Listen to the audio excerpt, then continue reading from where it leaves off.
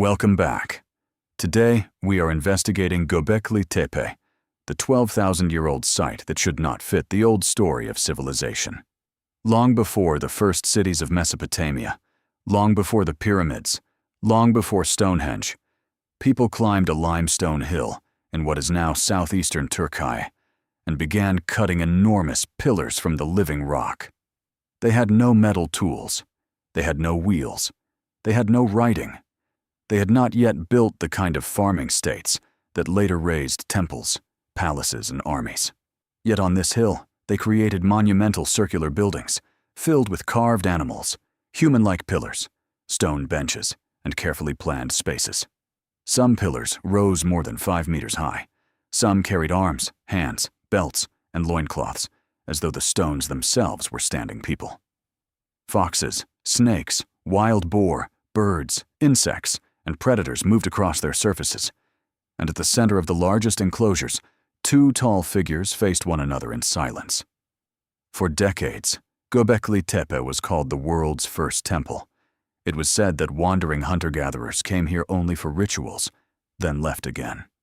It was said that religion may have brought people together before farming did. Some went much further. They claimed the builders possessed lost astronomical knowledge. They claimed the carvings recorded a comet strike. They claimed a forgotten civilization survived the end of the Ice Age and passed its knowledge to simpler people. And, inevitably, some claimed the site could not have been built without help from beings outside ordinary human history. But recent archaeology has changed the picture. Domestic buildings have been identified. The supposed ceremonial burial of entire enclosures is now being questioned. Nearby sites reveal that Göbekli Tepe was not alone. And the people once described as simple nomads now appear to have lived in communities far more organized, skilled, and connected than the old version of prehistory allowed. So who really built Göbekli Tepe? Was it a sanctuary created by bands of hunter-gatherers, a permanent settlement with monumental communal halls, a center of ritual, feasting, death, identity, and political power? Or the surviving work of a culture archaeology has still not fully recognized? To answer that, we must begin with the hill itself. Göbekli Tepe means something like Potbelly Hill. It rises above the plains near the modern city of Şanlıurfa, close to the northern edge of ancient Mesopotamia. From the summit, the horizon opens in almost every direction. The location is dramatic, but it was also practical. The limestone plateau provided the material for construction. The surrounding region offered wild cereals, gazelle, boar, cattle, birds, and other resources. This was not an empty wasteland. At the beginning of the Holocene, after the coldest phases of the Ice Age, Upper Mesopotamia was becoming one of the most important regions in human history. Communities were staying longer in one place. They were building more substantial houses. They were gathering and processing wild plants. They were experimenting with cultivation. They were forming wider social networks. The people of this period lived before pottery became common, which is why archaeologists call it the pre-pottery Neolithic. The name can be misleading. It sounds like an age defined by what people lacked. But Göbekli Tepe shows what they already possessed: planning, specialized knowledge, stoneworking skill, shared symbols, long-distance contacts, and the ability to organize labor around projects that offered no immediate food, shelter, or military advantage. The site first entered archaeological records during a survey in the 1960s. Researchers noticed flint tools and limestone features on the hill. But they did not understand what lay beneath the surface. The turning point came in the 1990s, when the German archaeologist Klaus Schmidt visited the site. He recognized that the stones were not ordinary grave markers or natural formations. Excavations began soon afterward. What emerged changed the scale of the question. The most famous structures are large, round, or oval enclosures. Their walls contain T-shaped limestone pillars. 2 taller pillars usually stand near the center. The pillars were not brought from a distant mountain range. They were carved from the limestone plateau itself. Quarries and unfinished stones show that the builders shaped the material near the site. They used stone tools, including flint, to cut, scrape, and dress the limestone. This required time, coordination, and repeated work. But it did not require metal. That distinction matters. People often look at ancient stonework and assume that because the task would be difficult, it must have been impossible. Archaeology asks a different question. What tools were available? How soft was the stone? How many people were needed? How far was the material moved? What evidence remains from the work? At Göbekli Tepe, the answers are difficult, but human. The limestone could be worked with flint and stone tools. The pillars were moved over relatively short distances. Ropes, wooden levers, sledges, prepared surfaces, and coordinated labor could have done the rest. No single method has been preserved for us, but nothing about the construction requires machinery from a vanished technological civilization. The real mystery is social, not mechanical. Why would communities invest so much labor in these buildings? Who decided the design? Who fed the workers? Who carved the animals? Who controlled the gatherings? And what happened inside? The pillars provide the first clue. At a distance, the T-shape can look abstract, but several pillars carry arms running down their sides. Hands meet across the front. Belts and garments appear below. This suggests that the pillars are not simply supports. They are stylized human figures. Not portraits in the later sense, not statues with carved faces, but bodies reduced to a powerful form. A broad head, a tall torso, arms, hands, clothing. Presence. The two central pillars may therefore represent beings standing within the enclosure. Ancestors, mythic figures, spirits, leaders, divine beings, or categories for which modern language has no exact equivalent. We do not know, and here is the first limit of Göbekli Tepe. There is no readable text. The carvings are not an inscription waiting for a simple translation. They are images created within a symbolic world that disappeared thousands of years before the first written records of the region.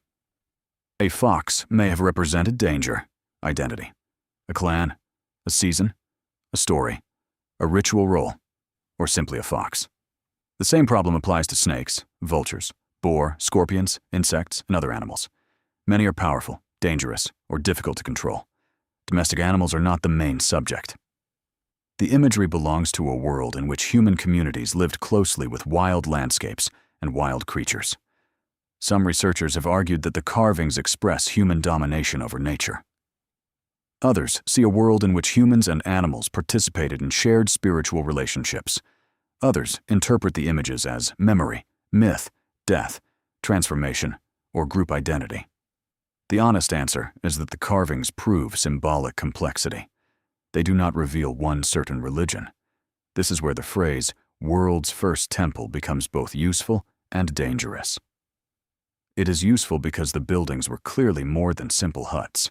They were monumental. They were carefully arranged. They contain repeated imagery. They created spaces for gathering. They probably hosted rituals, performances, meals, negotiations, commemorations, or ceremonies connected with the dead. But the word temple carries later expectations, a permanent priesthood. A recognized God, a sacred building separated from ordinary homes, a clear division between religion and daily life. Those categories may not fit the early Neolithic. For the builders of Göbekli Tepe, a communal building could have been political, religious, economic, social, and ancestral at the same time. A meeting could include food distribution. A ritual could confirm alliances. A feast could create debt and status. A story about animals could define who belonged to which group. A structure used for the dead could also organize the living. So Göbekli Tepe may have been sacred, but calling it only a temple may hide more than it explains. For years, one of the strongest arguments for a special ritual center was the apparent absence of houses. The classic picture was simple. Small mobile groups lived elsewhere. At certain times, they traveled to the hill. There, they worked, feasted, performed ceremonies, and returned home. The site was described as a mountain sanctuary without a settlement. That picture helped create a dramatic theory. Perhaps religion came first. Perhaps the need to gather at sacred places encouraged people to produce more food. Perhaps farming was not the cause of organized ritual. Perhaps ritual helped create farming. It was a powerful reversal of the traditional sequence. Instead of agriculture producing temples, temples helped produce agriculture. But archaeology rarely remains fixed. As excavations continued, non-monumental structures appeared. Some looked domestic. Evidence of everyday activity became harder to dismiss. The hill may not have been an empty sanctuary visited only during special events. People may have lived there, perhaps permanently or seasonally. They processed food. They repaired tools. They built smaller structures. They created refuse. They moved through a landscape in which the monumental enclosures were part of a settlement rather than separate from it. This does not make the large buildings ordinary houses. It changes the question. Göbekli Tepe may have been both a place of residence and a regional gathering center. The people who built it may have combined hunting, gathering, early cultivation, communal labor, and ritual life. The old categories, nomad or farmer, house or temple, sacred or domestic, may be too rigid for a society moving through one of humanity's greatest transitions. That transition was not a single invention. People did not wake one morning and become farmers. Across generations, they gathered certain plants more intensively. They changed landscapes. They protected useful species. They returned to productive areas. They stored food. They built more permanent homes. They formed relationships with animals that eventually became domestication. Göbekli Tepe stands within this long process. Its builders are often called hunter-gatherers because fully developed agriculture had not yet taken the later form we recognize.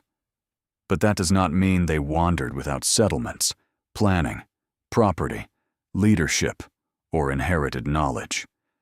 They may have been semi-sedentary. Some groups may have moved, while others remained. Different communities may have gathered at different times. The people who quarried the stone may not have been the same people who carved the reliefs. The people who organized a feast may not have controlled the hunting. The site may have depended on cooperation among villages spread across the region. This possibility becomes stronger when Göbekli Tepe is placed beside other early Neolithic sites. Similar T-shaped pillars, sculptures, buildings, and symbolic forms have been found across the wider region. Karahan Tepe is the most famous comparison, but it is not the only one. Göbekli Tepe was not a single miracle rising from an empty world. It belonged to a network. Ideas moved. People traveled. Styles were shared and changed. Different communities created their own monumental places. This wider network weakens the claim that one lost master civilization suddenly arrived and taught local people how to build. It suggests the opposite. Monumental architecture developed through interaction among local communities already living in Upper Mesopotamia. The builders were not isolated geniuses. They were participants in a regional cultural transformation. And their structures may have helped create that transformation. Large communal projects do more than consume labor. They produce relationships. To move a pillar, people must cooperate. To feed workers, food must be gathered, stored, hunted, or exchanged. To repeat a design, knowledge must be transmitted. To bring distant groups together, rules must be negotiated. To maintain an enclosure, responsibility must continue beyond one season. Architecture can create society, while society creates architecture. This may be one of the deepest meanings of Göbekli Tepe. The builders were not simply expressing an already complete civilization. Through building, feasting, ritual, and shared work, they may have been creating new forms of community.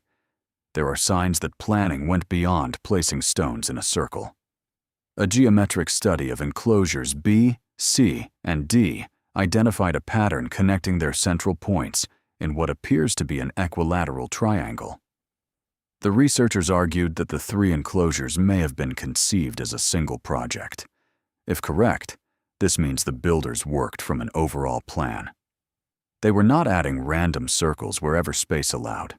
They understood layout, axis, symmetry, and the relationship between structures. This does not require modern mathematics written in symbols. Builders can create geometry through ropes, fixed points, repeated measurements, and practical knowledge. Human beings used spatial reasoning long before textbooks existed. Still, the planning matters. It suggests that someone held the design in mind before the full complex was completed. Was that person a master builder? A ritual specialist? A group of elders? A lineage with inherited authority? We cannot identify an individual, but the architecture implies decision-making. This leads to another mystery. Did Göbekli Tepe mark the beginning of hierarchy? Monumental construction can be organized in different ways. A powerful leader can command labor. A priesthood can direct ritual obligations. Competitive families can sponsor feasts. Independent groups can cooperate voluntarily. Seasonal gatherings can achieve large tasks without a permanent state. The site contains no palace, no royal inscription, no obvious throne room, no written list of workers, no clear evidence of an army forcing people to build. So the monuments do not prove kingship. But they do show that some people possessed specialized skills and that communities accepted complex coordination. Status may have existed without kings. Authority may have been temporary. Leadership may have belonged to ritual knowledge, hunting success, age, kinship, or control of food.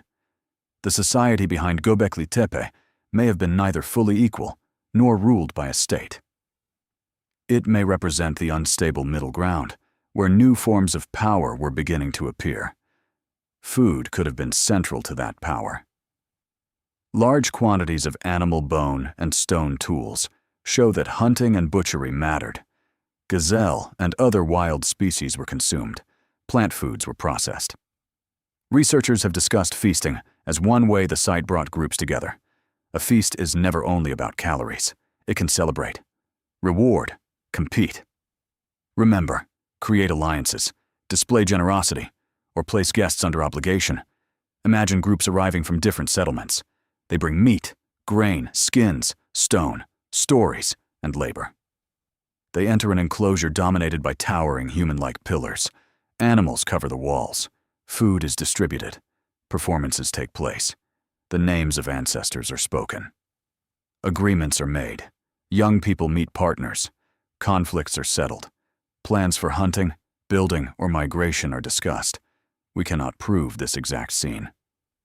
But it fits the kind of social work monumental communal spaces can perform. The dead may also have been part of these gatherings. Human bone fragments have been found at Göbekli Tepe. Several skull fragments carry deliberate modifications, including cut marks and drilled features. Researchers have compared them with wider Neolithic traditions of treating, displaying, or remembering human skulls. This has led to the idea that some ceremonies involved the dead or ancestors. But the evidence remains limited. Göbekli Tepe is not a vast cemetery. We do not have rows of graves explaining who the central pillars represent. The modified skulls tell us that human remains could be handled in meaningful ways. They do not provide a complete funeral system. Vultures and other birds in the imagery have also encouraged death-related interpretations. In several ancient cultures, birds were connected with bodies, sky, transformation, or the movement between worlds. But similarities across time do not create certainty. A carved vulture at Göbekli Tepe does not come with a caption. The site keeps offering clues without giving final answers.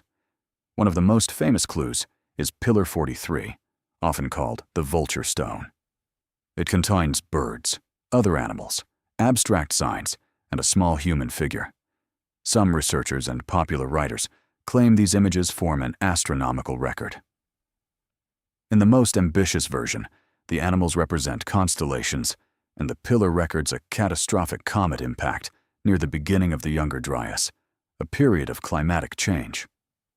This theory is popular because it connects several mysteries: Ice Age catastrophe, lost knowledge, Astronomy, a coded warning in stone. It also produces a dramatic conclusion. Göbekli Tepe was built by survivors who preserved the memory of a disaster in the sky. But the evidence is not strong enough to make that the accepted explanation. The animal constellation matches depend on choosing which creature represents which star group. The symbols can be arranged in more than one way.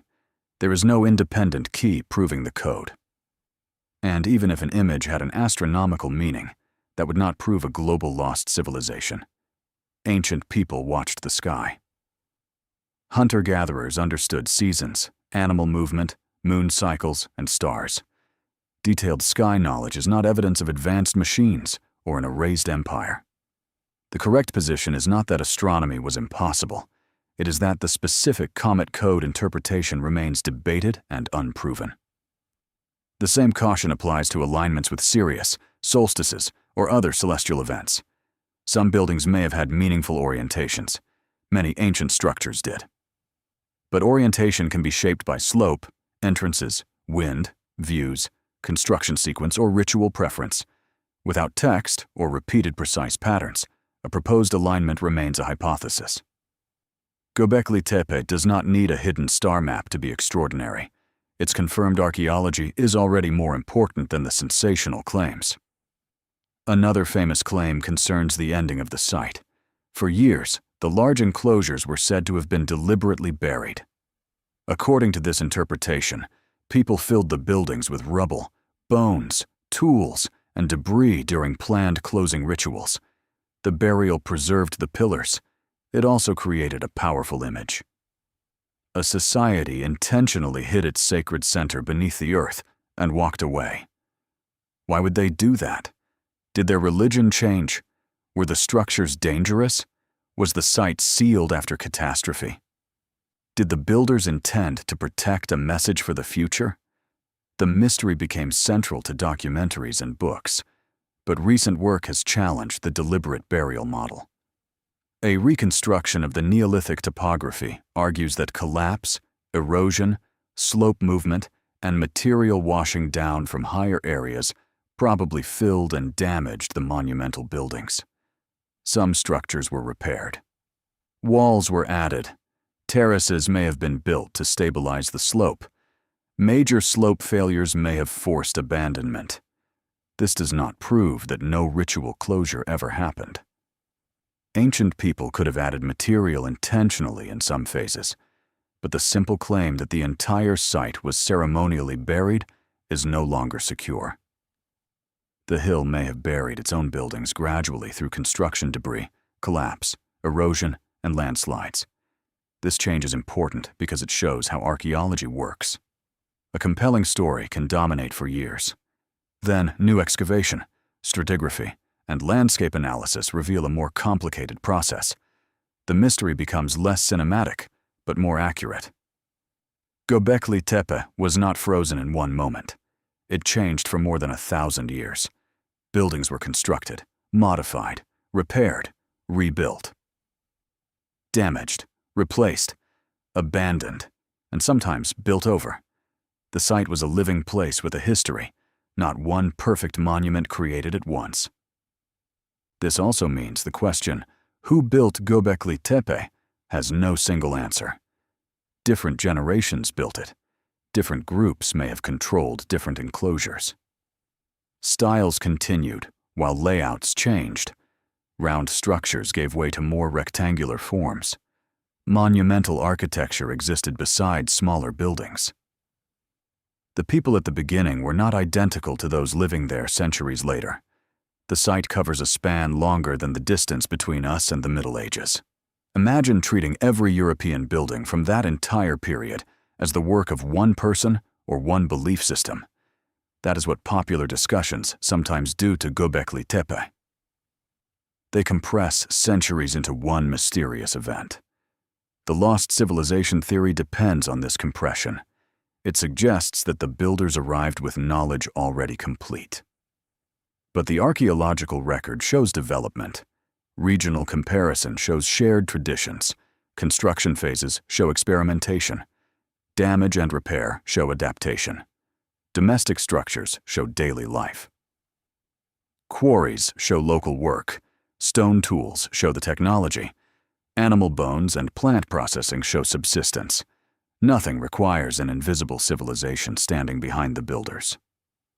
The builders themselves were the civilization emerging, not a civilization of kings, writing, cities, or bronze. A different kind. One built through relationships, memory, movement, ritual, and stone. The greatest mistake is to imagine that hunter-gatherer means unintelligent, disorganized, or primitive. For most of human history, people survived through deep environmental knowledge. They tracked animals, read weather, managed plants, remembered landscapes, built alliances across distance, passed technical knowledge through generations, adapted to climate change, coordinated groups without written bureaucracy. Göbekli Tepe does not prove that a lost advanced civilization existed before the Neolithic. It proves that our old picture of Neolithic people was too small. So who really built Göbekli Tepe? The strongest evidence points to local and regional communities of Upper Mesopotamia during the pre-pottery Neolithic. They were hunter-gatherers and early cultivators living through the transition towards settled farming life. They had no known writing and no metal tools. But they possessed skilled craftspeople, shared symbols, regional networks, practical geometry, and the ability to organize major communal projects. They didn't need aliens. They didn't need survivors from Atlantis. They didn't need secret machines. What they needed was cooperation, time, knowledge, food, meaning, and a reason powerful enough to bring people together. What was that reason?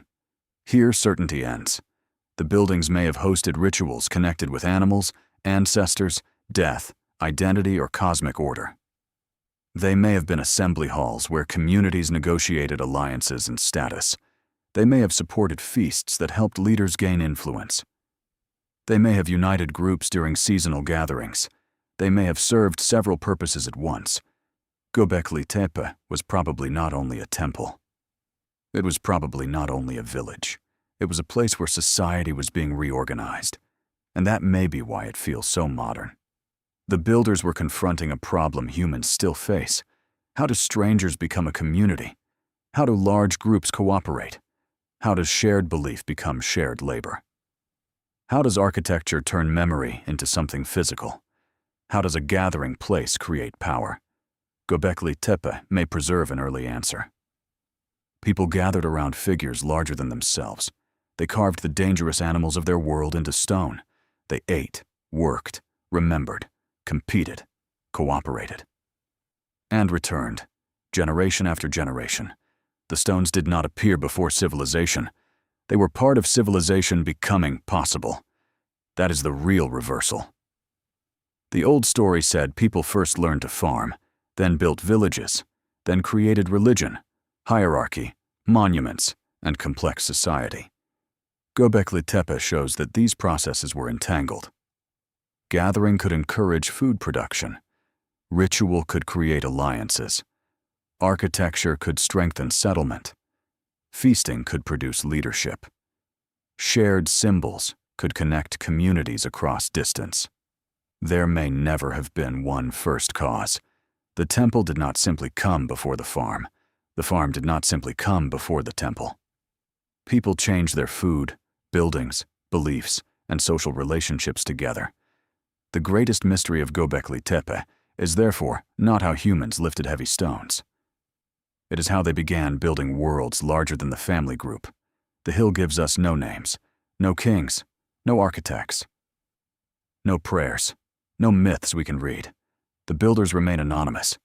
But anonymous does not mean unknowable. Their tools remain in the stone. Their plans remain in the geometry. Their animals remain on the pillars. Their meals remain in the bones. Their damaged buildings remain beneath the mound.